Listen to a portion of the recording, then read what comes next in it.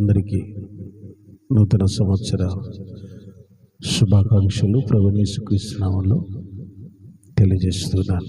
మీరు కూడా మీ పక్క వాళ్ళని నవ్వుతూ చిరునవ్వుతో హ్యాపీ న్యూ ఇయర్ చెప్పండి. యేసు కృప మనందరికీ తోడై ఉండి దీవించును గాక. సంతోషం ఉన్న వాళ్ళు రెండు చేతులెత్తి స్తోత్రం చెప్పండి. మంచిది. విలువైన సమయానికి మనం వచ్చి ఉన్నాం. ఈ సమయంలో దైవ వర్తమానం ధ్యానం చేస్తుండగా అందరూ కూడా మరి మనసు పూర్తిగా దైవ మాటలు వినవలసిందిగా ప్రభు పేరిట మనం చేస్తున్నాను. పరిశుద్ధ గ్రంథంలో నుండి మొదటి పత్రిక, యోహాను మొదటి పత్రిక 2వ అధ్యాయం.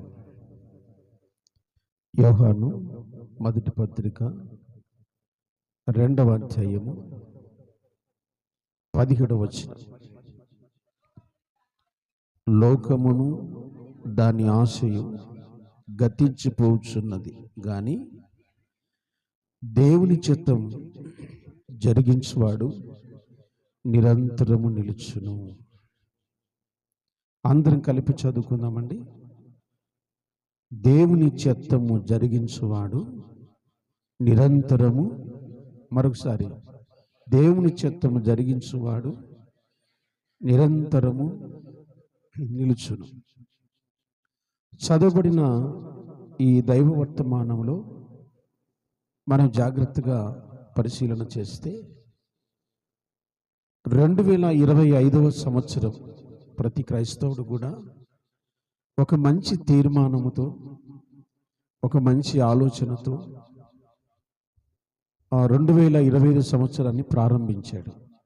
ఈరోజు ఎలాగ ప్రారంభించామో అలాగే ప్రారంభించారు. కానీ ఆ ప్రారంభంలోనే ఆగిపోయింది. చివరి దాకా వారు చేసుకున్న తీర్మానాలైనా, చేసుకున్న వాగ్దానాలైనా, ప్రమాణాలైనా చివరి దాకా అంటే ఈ రోజు వరకు నిలిచి ఉండలేదు అన్న సంగతి మనం గుర్తుపెట్టుకోవాలి. ఉదాహరణకి, నేను రోజు 1 గంట ప్రార్థన చేసుకుంటాను. జనవరి మొదటి రోజు ప్రార్థన చేసుకుంటాను. కానీ ఒక వారం 10 రోజులు మాత్రమే ఆ గంట ప్రార్థన చేసి మామూలు యథావిధిగా లోకంలో కలిసిపోతున్నారు. మరికొందరు భక్తులు అనుకుంటారు, రోజు నేను ఇన్ని అధ్యాయాలు చదువుతాననేసి తీర్మానం చేసుకుంటారు. కానీ ఆ అధ్యాయాలు రాను ఏమైపోతాయంటే చదవటం ఆపేస్తున్నారు. నేను ప్రారంభించిన బైబిల్ క్విజ్ మీకు తెలుసు కదా. చాలామంది బైబిల్ క్విజ్లో ఆరంభంలో దాదాపుగా 100 మంది పార్టిసిపేట్ చేశారు.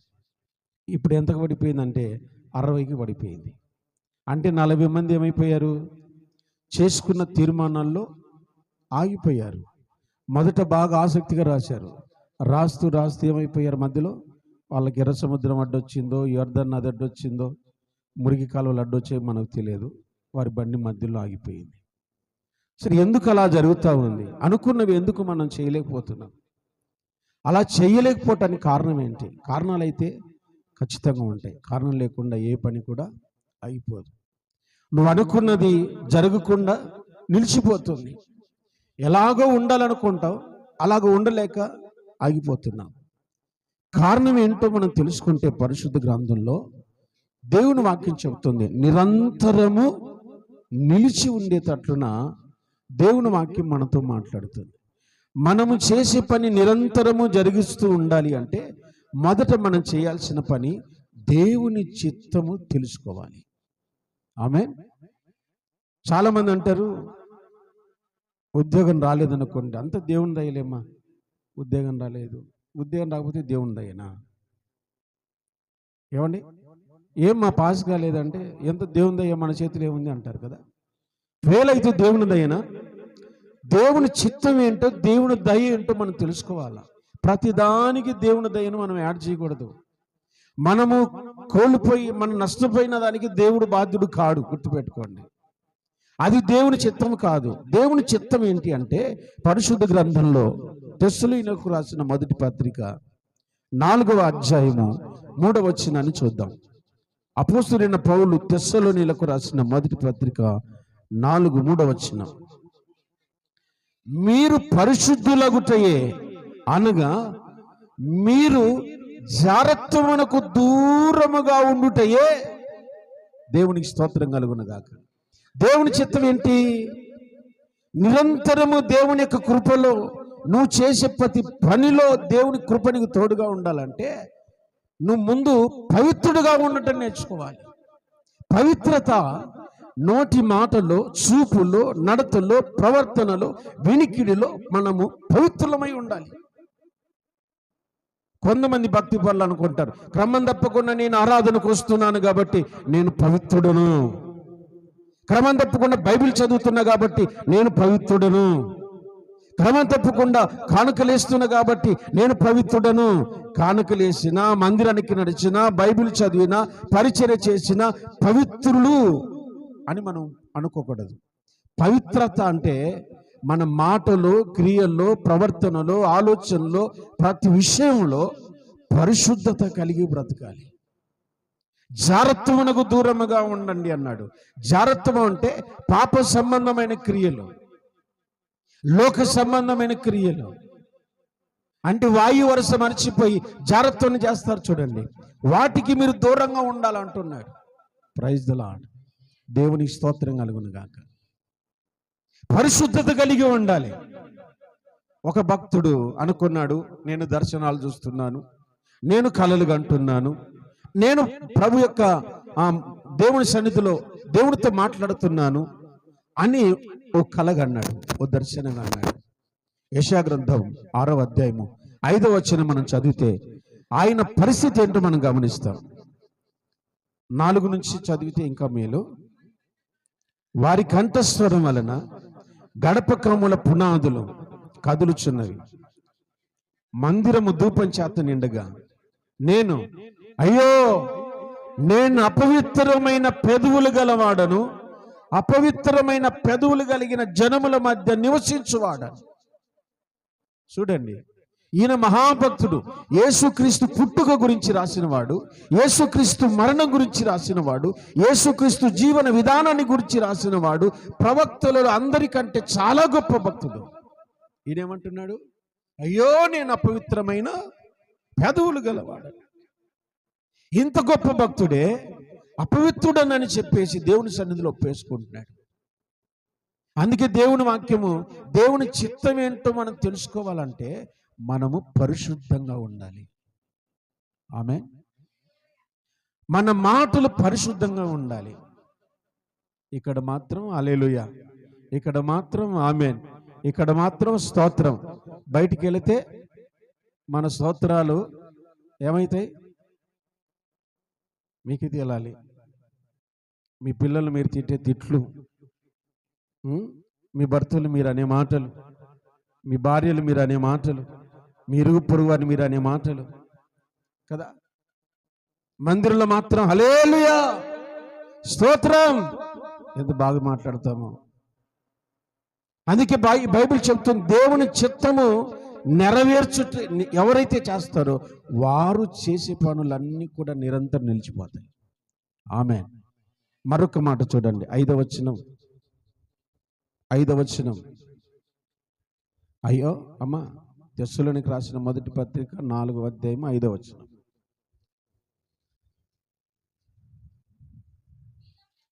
మీలో ప్రతి వాడు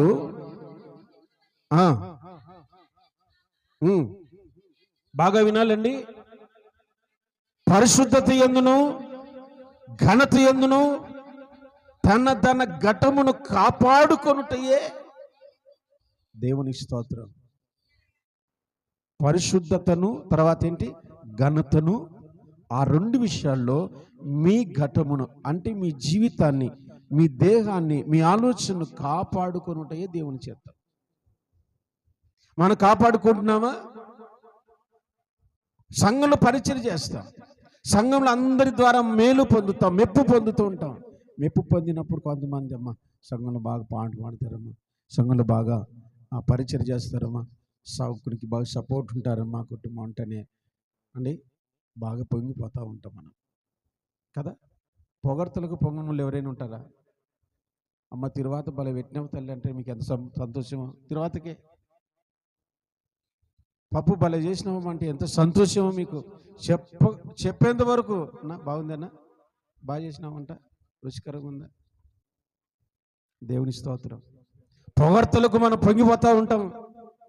అందుకే బైబిల్ ఏమంటాడు, ఘనత విషయంలో మిమ్మల్ని పొగిడినప్పుడు మీరు మునగ చెట్టెక్కకండి. మిమ్మల్ని ఘనపరిచినప్పుడు మీరు మిమ్మల్ని గొప్ప చేసుకుని అహంభావంతో గర్వంతో పొంగిపోవద్దు. అందుకే ఆయన ఘనత విషయంలో మిమ్మల్ని మీ దేహాన్ని మీరు ఏం చేయమంటున్నాడు, కాపాడుకొనుటయే దేవుని చిత్తం. పొగడ్తలకు పొంగిపోయి పవిత్రతను పరిశుద్ధతను పాడు చేసుకోవద్దు. దేవుని పరిచర్యను పాడు చేసుకోవద్దు. లోకంలో అపవాది ఏమంటాడు తెలుసా? ఈ పండు తింటే మీరు చాలా అందంగా ఉంటారని చెప్పింది. ఎలాగుంటారట? దేవదూతల వలె ఉంటారన్నాడు. అంటే ఇప్పుడు వాళ్ళు లేరా దేవదూతల్లాగా? సాతాను చూడు వాళ్ళని పొగడ్తలే ఎలా పెట్టాడో, మీరు దేవదూతల వలె ఉంటారు. దేవుని విషయంలో మన ఘట్టమును మనం కాపాడుకునే వారంగా ఉండాలి. మన జీవిత సాక్ష్యాన్ని మనం కాపాడుకోవాలి. దేవుడిచ్చిన కుటుంబాన్ని కాపాడుకోవాలి. దేవుడిచ్చిన భవిష్యత్తును మనం కాపాడుకోవాలి. ఇది దేవుని చిత్తం. అర్థమవుతుందా? దేవుని చిత్తాన్ని పక్కన పెట్టి మన చిత్తాలే చేస్తూ ఉంటాం. ఉదాహరణకి దేవుడు నీకు ఒక మంచి కుటుంబం ఇచ్చాడు. ఆ కుటుంబాన్ని కాపాడుకోవాల్సిన బాధ్యత నీ మీద ఉంది. ఆమేన్, హల్లెలూయా. దీన్ని పక్కన పెట్టి మిగతా రాజకీయాలు ఏమి చేసినా చెల్లవు సుమా.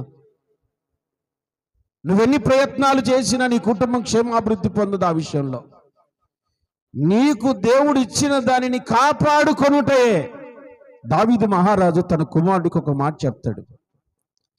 చదువుకుందామండి ఆ మాట. రాజుల ఆ మొదటి గ్రంథం ఒకసారి చూడండి. రాజుల మొదటి గ్రంథం 2వ అధ్యాయము 1వ వచనం. దావీదునకు మరణకాలము సమీపించగా అతడు తన కుమారుడైన సొలొమోనుకు ఇలాగ ఆజ్ఞ ఇచ్చాను. లోకులందరూ పోవలసిన మార్గమున నేను పోవచ్చున్నాను. కాబట్టి ధైర్యం తెచ్చుకొని నిబ్బరము కలిగి నీ దేవుడైన యెహోవా నీకు అప్పగించిన దానిని కాపాడుము. ఆమేన్. నీ దేవుడైన యెహోవా నీకు అప్పగించిన దానిని, నీకు గొర్రెలుంటే గొర్రెలను కాపాడుకోవాలి, పశువులుంటే పశువులను కాపాడుకోవాలి, వ్యాపారం ఉంటే వ్యాపారాన్ని కాపాడుకోవాలి, ఉద్యోగం ఉంటే ఉద్యోగాన్ని కాపాడుకోవాలి, ఇల్లుంటే ఇల్లును కాపాడుకోవాలి, పొలం ఉంటే పొలాన్ని కాపాడుకోవాలి. కానీ ఇప్పుడు ఎలా అవుతుంది? పొలాన్ని అమ్మేస్తున్నారు, ఇల్లులు అమ్మేస్తున్నారు, గొర్రెలు అమ్మేస్తున్నారు, అన్ని కాపాడుకోలేకపోతున్నారు. 2 పిల్లల్ని ఇస్తే దేవుడు 2 పిల్లల్ని సరిగ్గా పెంచలేని పరిస్థితి. ఏం చేస్తావన్నా? నా కర్మ అంటారు. నువ్వు సరిగ్గా పెంచితే కర్మ లేదు, పాడలేదు. నువ్వు సరైన రీతిలో పెంచితే నీ పిల్లలకి ఎలాంటి వస్త్రాలు వేయాలో, ఎలాంటి విద్యాబుద్ధులు చెప్పాలో, ఎక్కడ కూర్చోవాలో, ఎవరితో మాట్లాడాలో ఓ క్రమము మర్యాద చిన్నప్పటి నుంచి నేను నేర్పిస్తే నీ తలకి కూర్చోరుగా. కాపాడుకోవడం అంటే ఏంటి? తెలుగు చదవలేని బడిలో చేర్పించడం అని కాదు కాపాడుకోవడం అంటే. అర్థమైందా? వారి యొక్క విలువైన జీవితాన్ని, 100 ఏళ్ల జీవితానికి కావలసిన విలువైన బంధాలతో వారిని కాపాడుకుంటూ రావాలి. గౌరవ మర్యాదలు వాళ్ళకు నేర్పించాలి. దేవుని స్తోత్రం. నీ దేవుడైన యెహోవా నీకు అప్పగించిన దానిని, ఏం అప్పగించాడు? దానిని కాపాడుకో. అదే దేవుని చిత్తం. ఆమేన్. ఇప్పుడు దేవుడు నాకు 2 సంఘాలు ఇచ్చాడు. దేవుని స్తోత్రం. ఏమండి, ఈ సంఘాలు పక్కన పెట్టి నన్ను 7 గంటలకు పిలిస్తే నేను అక్కడ పోయి సువార్త చెప్పి వాద చేసి నేను దేవుని పని చేస్తున్నా అంటే అది ఏమవుతుంది? అది జారత్వం అవుతుంది. దేవుడు నాకు అప్పగించిన దాన్ని పక్కన పెట్టేసి వేరే గొర్రెల కాపరిగా నేను బతుకుతుంది దేవుని సన్నిధిలో సరైనది కాదు. దేవుని చిత్తం చేస్తే మనం నిరంతరం నిలుస్తామంట. Praise the lord. ఇంకొక మాట కూడా పరిశుద్ధ గ్రంథంలో మనం చూద్దామండి. పరిశుద్ధ గ్రంథంలో నిరంతరము మన జీవితం అనుకున్నది సాగాలి అంటే, మనం అనుకున్నది నెరవేరాలంటే పరిశుద్ధ గ్రంథంలో ఒక అద్భుతమైన మాట చదువుదాం. ఎజ్రా పుస్తకం 3వ అధ్యాయం 11వ వచనం చూడండి. ఎజ్రా గ్రంథం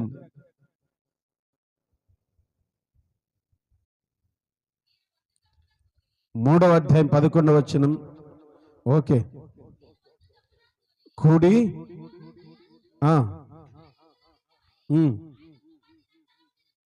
ఆయన కృప నిరంతరము నిలుచునని పాడుచు యెహోవాను స్తుతించిరి. దేవునికి స్తోత్రం చెప్దామా?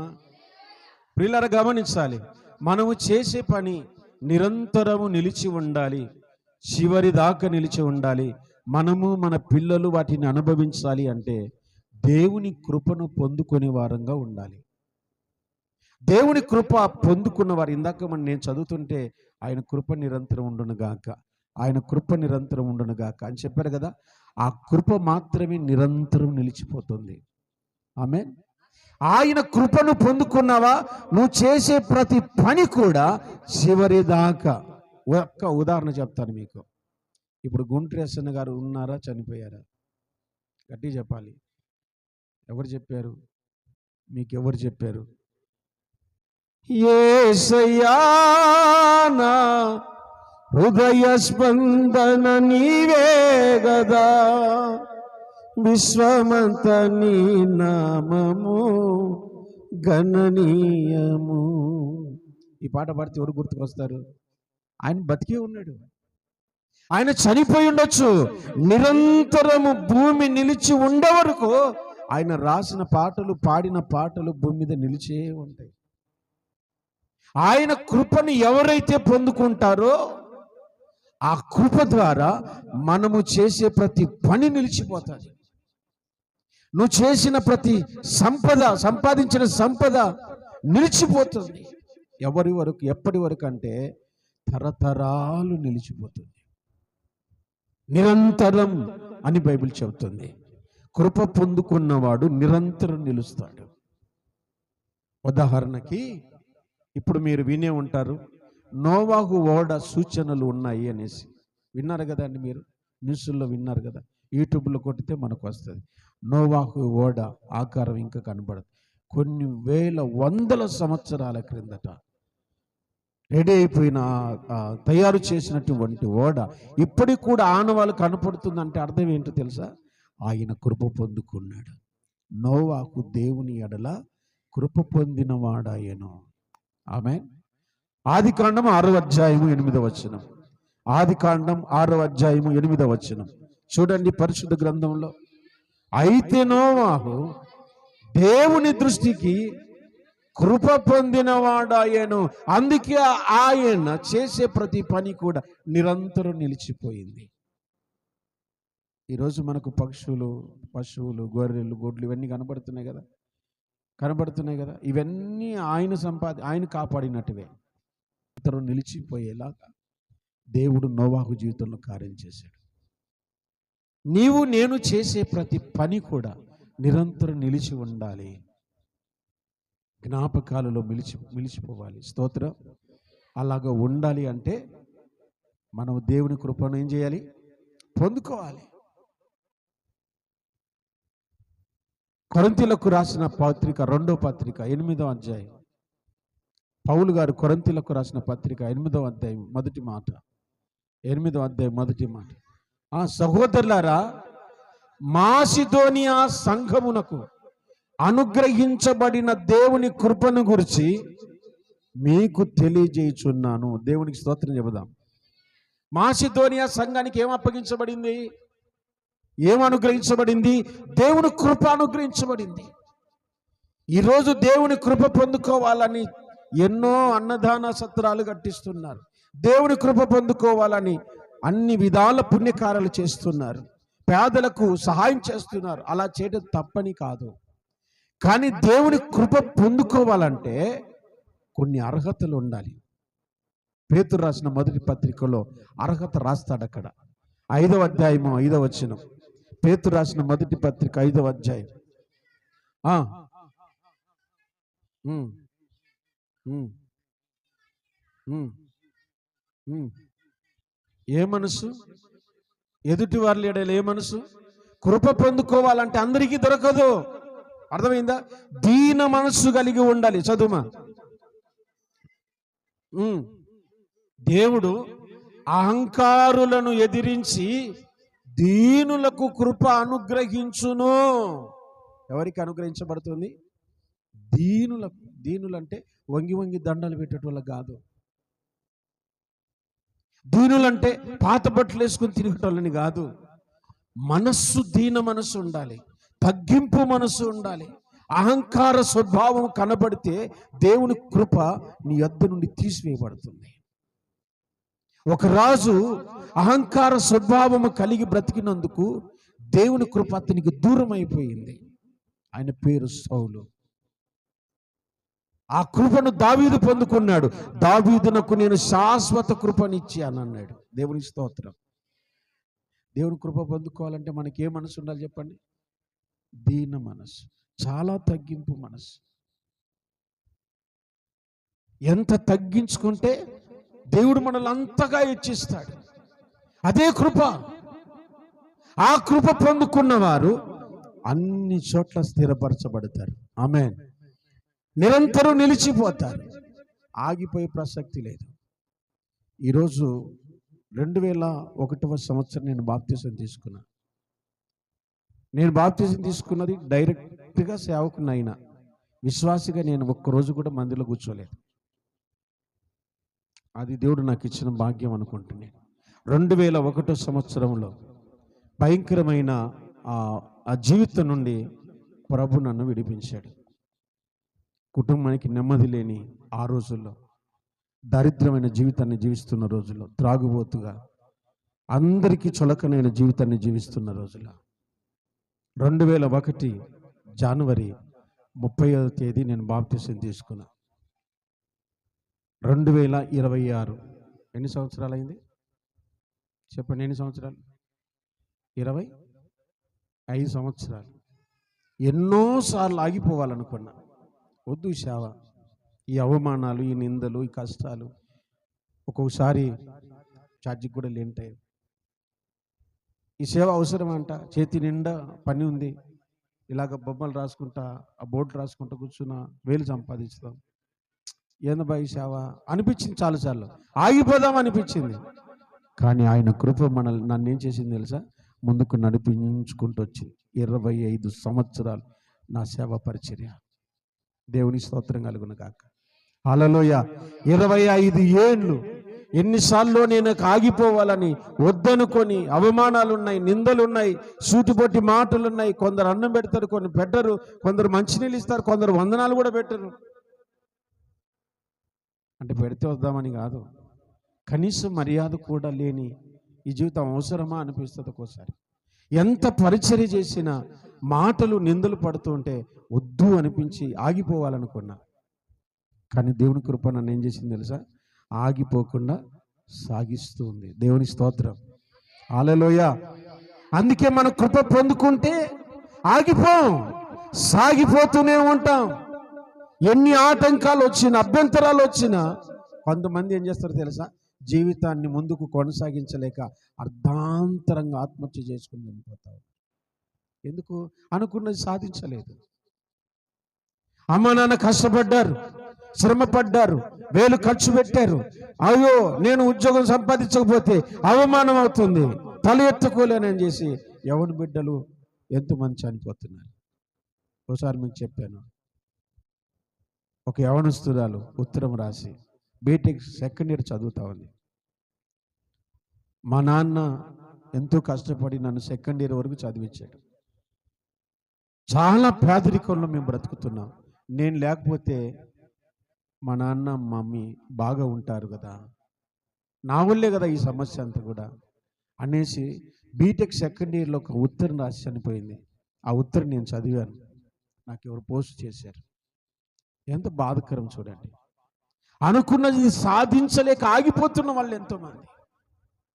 కారణం ఏంటంటే ఆయన కృపకు దూరం కావటం వల్ల ఈ సమస్యలు మనకు కలుగుతూ ఉన్నాయి. అందుకే మనం దేవుని కృపను పొందుకోవాలి. యేసయ్యకు స్తోత్రం కలుగునుగాక. మరొక సంగతి, మనం అనుకున్నది జరగాలి అంటే మనం ఏం చేయాలో పరిశుద్ధ గ్రంథంలో చూడండి. కొరింథీయులకు రాసిన రెండో పత్రిక 9వ అధ్యాయము 9వ వచనం.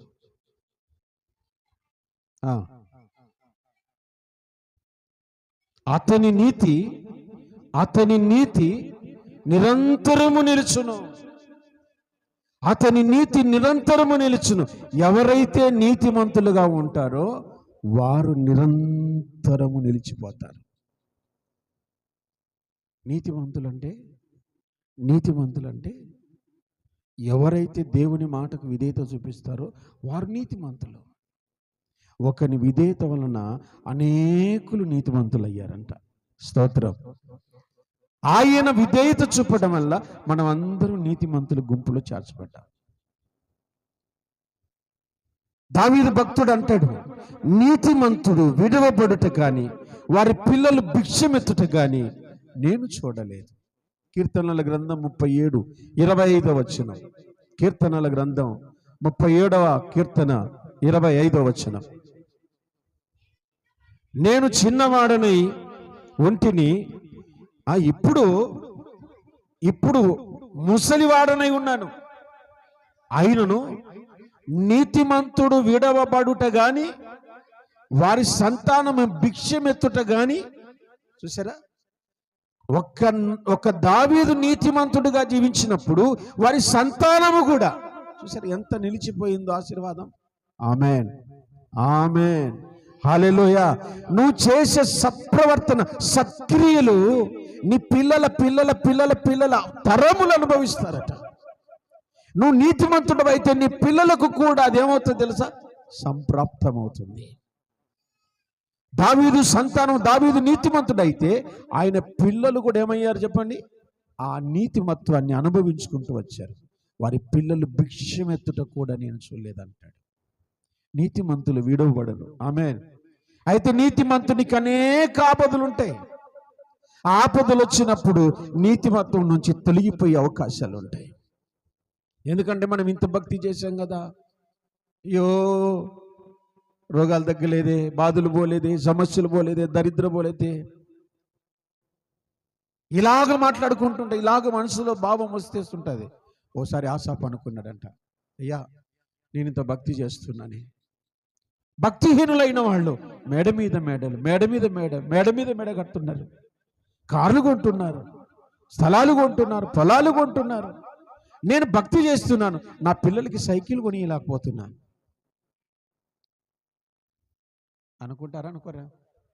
స్తోత్రం, హల్లెలూయా. దేవుడు అన్నాడు, భక్తిహీనులు గడ్డి వలె చిగుర్చుదురు. గడ్డి ఎంతసేపు ఉంటుంది? గడ్డి ఎంతసేపు ఉంటుంది? అది సాయంత్రం కల్లా వాడిపోతుంది. గడ్డి పువ్వులే చిగురిస్తుంది, సాయంత్రం కల్లా వాడిపోతుంది.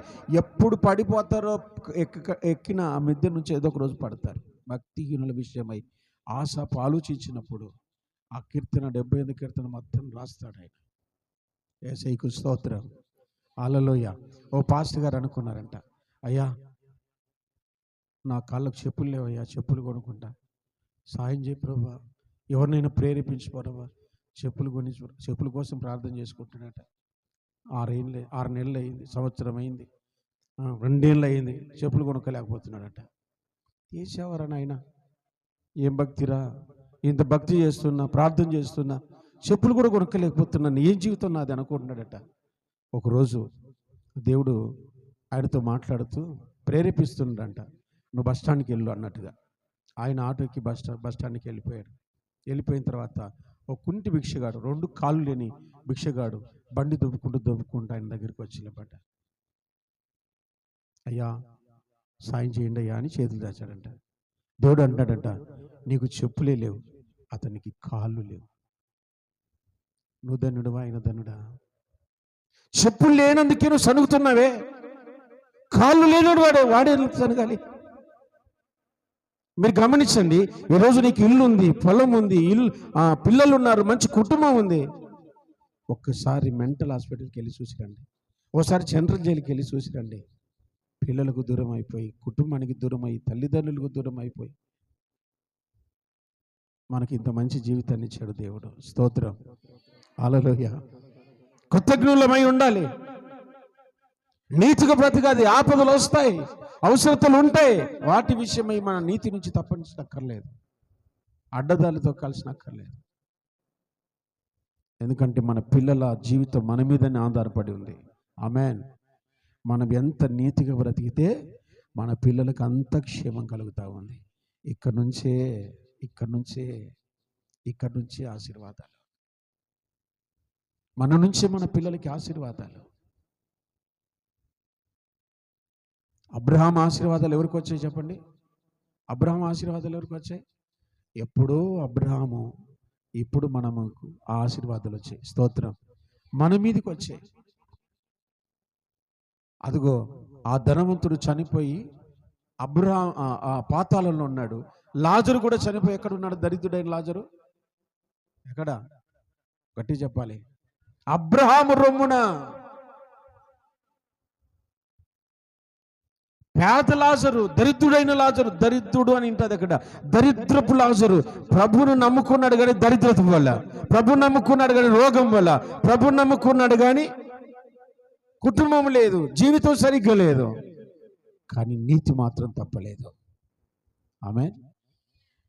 శరీరం బాగలేకపోయినా, ఇల్లు లేకపోయినా, ఆరోగ్యం లేకపోయినా, దరిద్రంలో ఉన్న నీతిగా బ్రతకడం మాత్రము ఆయన నేర్చుకున్నాడు గనక చనిపోయిన తర్వాత ఎక్కడున్నాడు? అబ్రహాము రొమ్మున నెమ్మది పొందుతున్నాడని బైబిల్ చెప్తుంది.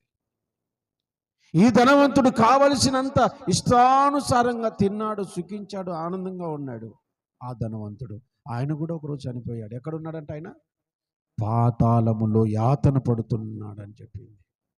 అప్పుడు ఈ ధనవంతుడు కేకలేస్తున్నాడు, తండ్రివైనా అబ్రహామా, దాహం తీర్చా లాజరు నంపు. ఏది తీర్చాలంటే ఇప్పుడు నేను ఇక్కడ యాతన పడుతున్నాయా, ఒక్క చుక్క నీళ్ళు, లాజరు చిటికెన వేలుతో ఒక్క చుక్క నీళ్లు నా నోట్లో వేయ్యా అని కేకలేస్తున్నాడు. అప్పుడు అబ్రహాము గారు అన్నారు, నువ్వు భూమి మీద చాలా సుఖపడ్డావు. డబ్బు సంపాదించడానికో, పేరు సంపాదించడానికో, పదవులు సంపాదించడానికో తొక్కకూడని అడ్డదాలు తొక్కి, చేయకూడని చెడ్డ పనులన్నీ చేసి, ఎన్నెన్నో భయంకరమైన పనులు చేసి డబ్బు సంపాదించావు, పేరు సంపాదించావు, పొలాలు సంపాదించావు, ఆస్తులు సంపాదించావు. ఒక్కరోజు ఇక్కడ కాలిపోవలసిందే. కానీ ఏమీ లేకపోయినా, తినడానికి తిండి లేకపోయినా నీతిగా బ్రతికాడు లాజరు. ఎక్కడున్నాడు? నెమ్మదిగా అబ్రహాము రొమ్ములో ఉన్నాడు. స్తోత్రం. అందుకే నీతి తప్పకూడదు. మనం చేసే పని నిరంతరం నిలిచిపోవాలంటే నీతివంతులుగా ఉండాలి. ఆమేన్. ఫైనల్గా ఒక మాట చెప్పి నేను ప్రార్థన చేస్తాను. 117వ కీర్తన, కీర్తనల గ్రంథం 117, మొదటి వచనం చూడండి. మొదటి వచనం, దేవుడు ఆయన యందు విశ్వాస్యత నిరంతరము నిలుచును. గట్టిగా స్తోత్రం చెప్తే ఆమేన్. ఆయన యందు ఉన్న విశ్వాసం మనము నిరంతరము నిలిచేలాగా చేస్తుందంట. మనకు విశ్వాసం దేవుని మీద ఉంటుందా, లోకం మీద ఉంటుందా? హల్లెలూయా, దేవుని స్తోత్రం. డాక్టర్ను నమ్మినంత ఈజీగా దేవుని నమ్మలేమండి. లక్కీ డిప్పు నమ్మినంత ఈజీగా దేవుని నమ్మలేమండి. కొంతమంది క్రైస్తవ భక్తులు ఈరోజు అనుకుంటారు, ప్రభా రోజు బైబిల్ చదువుతా ప్రభా అనేసి పొద్దున్న లేస్తానే ఇట్లా పెట్టింటారు. ఇక బొత్తిగా చంపి నిర్మూలన చేయలేను. ఇప్పుడు నేను అట్లే తీసిన ఇక్కడ రాయబడింది, ఓపెన్ చేస్తే బొత్తిగా చంపి నిర్మూలన చేయవలెనని ఇట్లా చదువుతారు. కొంతమంది భక్తులు ఇలాగే చదువుతారు. దీని మీద నమ్మకం ఉంది. దేని మీద? గుడ్డిగా నమ్మిన దాని మీద నమ్మకం ఉంది. బుడుబుడుకులు కూడా వస్తాడు చీకట్లో, వాని మీద నమ్మకమే మనకి, కానీ దేవుని మీద నమ్మకం ఉండదు. నేను ఒక మాట కూడా చెప్తాను, సేవకుని మీద కూడా కొంతమంది నమ్మకం పెట్టుకుంటారు. అర్థమైందా? కానీ బతుకు మారుతుందా? బతికేం మారదు.